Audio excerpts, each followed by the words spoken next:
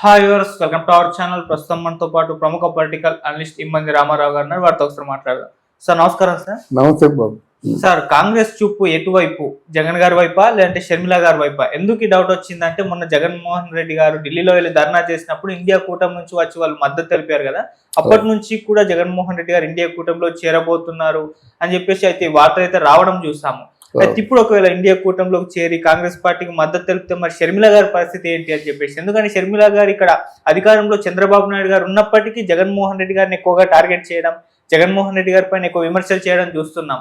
మరి ఇప్పుడు కాంగ్రెస్ ఇంట్రెస్ట్ ఎవరిపైన చూపుతుంది, షర్మిల గారి వైపా లేదా జగన్మోహన్ రెడ్డి గారి వైపా? సార్ మీరేం చెప్తారు సార్?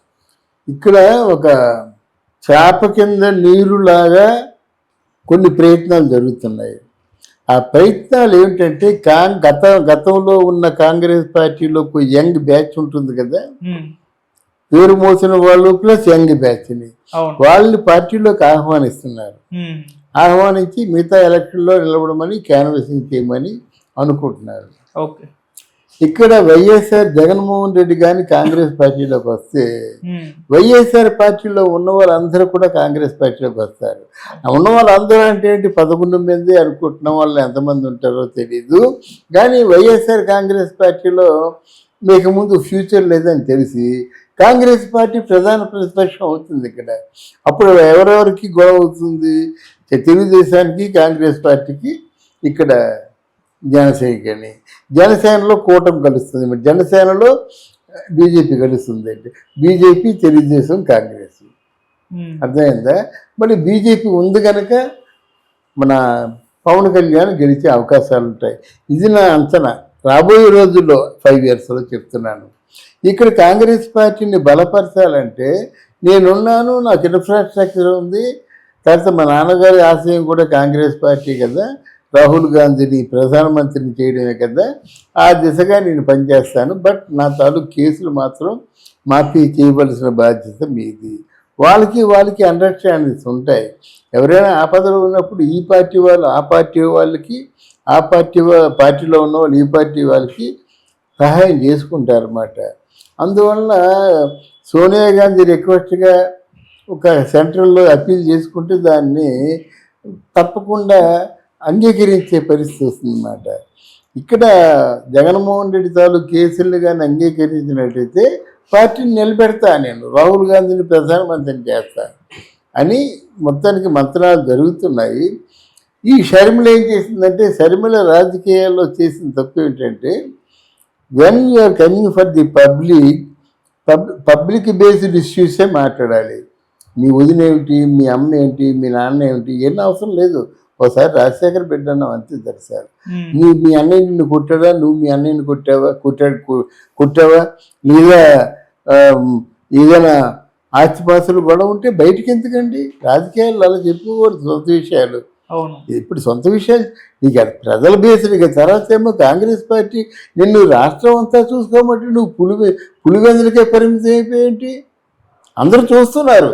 చూస్తున్నట్టు కేవలం పులివెందుల్లో జగన్మోహన్ రెడ్డి ఓడించడం ఒకటే ప్రధానం అనుకుంటున్నావు. నువ్వు నాయకుల లక్షణాలు నీకు లేవు. అర్థమైందా? పులివెందుల కోసం నిన్ను ఎంపీగా ఎన్నుకోవడం కాదు, పార్టీ అధ్యక్షురాలివి, బ్రహ్మాండంగా టిక్కెట్లు పంచవచ్చు, మంచి యువత ఉన్నారు, వాళ్ళని ఎంపిక చేయొచ్చు. తన వాక్చాతుర్యంతో వాళ్ళు కూడా లక్కీగా బాగా ఎంకరేజింగ్గా ఉండేలా చేయవచ్చు. అలా కాకుండా అక్కడ కడపలో ఉండిపోయాను.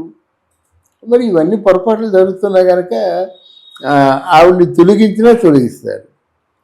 ఈ జగన్మోహన్ రెడ్డి తన కండిషన్స్తో తనకు మా పార్టీలో పార్టీలో కలిసేసరికి ఆయనకు కొన్ని ప్రయోజనాలు ఉంటాయి. అంటే వైఎస్ఆర్ సిపి అంటే పార్టీలో ఉన్నవాళ్ళు గతంలో చేసిన పొరపాట్లు కానీ ఏవైనా ఉన్నట్టయితే అవి అనుకోకుండా ఆటోమేటిక్గా కొంత మాఫీ అయ్యే ప్రయత్నం ఉంటుంది. వైసీపీలో ఉన్నప్పుడు జరిగింది. వైసీపీలో ఉన్నప్పుడేమో తెలుగుదేశం వాళ్ళే వైసీపీ వాళ్ళ చేత చేయించారు, ఏదో బొంకడానికి అవకాశం ఉంటుంది. తర్వాత ఈ పార్టీ తలకాయ నొప్పులన్నీ లేకుండా కాంగ్రెస్ పార్టీ వాళ్ళకి ఏదో ఇచ్చేసినట్టయితే వాళ్ళే మిగతా అన్ని సర్దేస్తారు అన్నమాట. అందువల్ల ఇన్ని కారణాల చేత వాళ్ళు ఆ అభయం ఇచ్చినట్టయితే జగన్మోహన్ రెడ్డి తప్పకుండా కాంగ్రెస్ పార్టీలో కలుస్తాడు. వాడు వస్తాడనే విషయం తెలిసి మన ఎవరు షర్మిల గారు తప్పుకునే దిశగా ఉన్నారు. ఓకే, అప్పుడైతే మరి షర్మిల గారి భవిష్యత్తు ఏ భవిష్యత్తు విధంగా ఉంటుంది సార్, ఏంటి? రాజకీయ ఫ్యూచర్?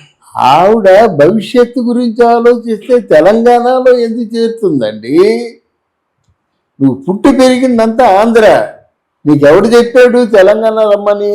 నలుగురు చేత 4 ముట్టికాయలు వేయించుకోకపోతే కానీ తెలంగాణ నా నెట్టి నీళ్ళు అంటావు. అమ్మ ఎప్పుడు పుట్టావు నువ్వు? తెలంగాణకి నువ్వేం చేసావు? ఉద్యమాల్లో పాల్గొన్నావా? ఎన్నిసార్లు జైలుకి వెళ్ళావు అని అడిగారు కదా. దేనికి సమాధానం చెప్పలేదు కదా. నోరేసుకొని బొగ్గితే కాదు, ప్రజలు అన్నీ గమనిస్తారు. తెలంగాణలో ఉండలేక దగ్గర వెళ్ళిపోయిన తర్వాత నువ్వు కాదు, ఆంధ్ర రాష్ట్రంలో 1-2 సీట్లైనా గెలిపించుకుంటే నీ స్టాండ్ ఏదో తెలిసి ఉండేది. తిట్లు నేను అంత కాదు, వాడిని బాగా ఖండించాను, ఆయన మీద బాగానే దాడితే మాటలు ఎవరికి కావాలండి? చాలా బాగా కష్టపడ్డాను నేను, ఓడిపోయానంటే ఎలాగవుద్ది? నువ్వు గెలిచినట్టయితే కష్టపడిపోయినా సరే అబ్బో అహో రాత్రుల్లో కష్టపడింది గెలిచింది అనుకుంటావు. ఓడిపోయాయి కదా నువ్వు. అందువల్ల ఇటువంటి రాజకీయ వ్యూహాలు రచించడం చేతగాని వాళ్ళు సాధ్యంగా రాజకీయాల్లోకి రాకూడదండి. ప్రజల్ని మోసం చేయకూడదు. ప్రజల తాలూకు డబ్బు, ప్రజల తాలూకు సమయం 2 వృధా అయిపోతాయి కదా. ఇప్పుడు అదే కదా జరిగింది జగన్మోహన్ రెడ్డి గారి విషయంలో.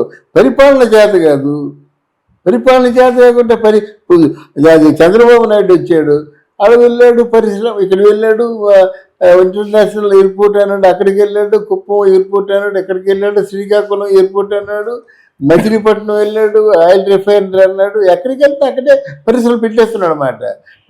ఇప్పుడు ఆంధ్రదేశానికి 10 లక్షల కోట్ల రూపాయలు రావాల్సిన ఆఫర్స్ తీసుకున్నాడు. ఇప్పుడు బంగారం అయిపోద్ది ఆంధ్రప్రదేశ్. మరి కొంచెం దళిత రాష్ట్రం అని పేరు పడినటువంటి తెలంగాణ కింద ఇప్పుడు పడిపోతుంది. ఇచ్చిన ఏంటంటే వాగ్దానాలు కూడా నిలబెట్టుకోలేని పరిస్థితి వస్తుంది. దేశం సుభిక్షంగా ఉంటుంది.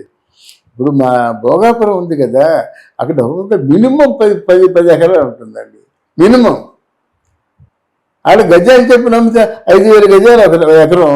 మరి గజాలు చెప్పిన అమ్మినట్టు ఎన్ని 100 కోట్లు వస్తాయి. అడుగు డబ్బు వచ్చి తీసుకుని ఊరుకోడు కదా. ఎంతో పెట్టుబడి పెడతాడు. ఇప్పుడు రైస్ మిషన్ మిల్లర్గా రావచ్చు. అందువలన సంపదను సృష్టించడం తెలిసిన వాడు కనుక ఇంత దర్జాగా ఉన్నాం అందరేని. ఇప్పుడు పిఠాపురం, కాకినాడ, రాజమండ్రి 3 కలిసిపోతాయి.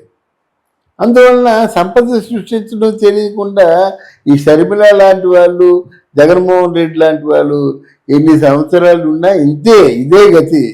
జనాన్ని పీడించుకొని దోచుకొని తినడమే తప్ప ప్రజలకి నయా పైసా మంచి జరగదు. Okay sir, thank you so much. Thank you అమ్మా.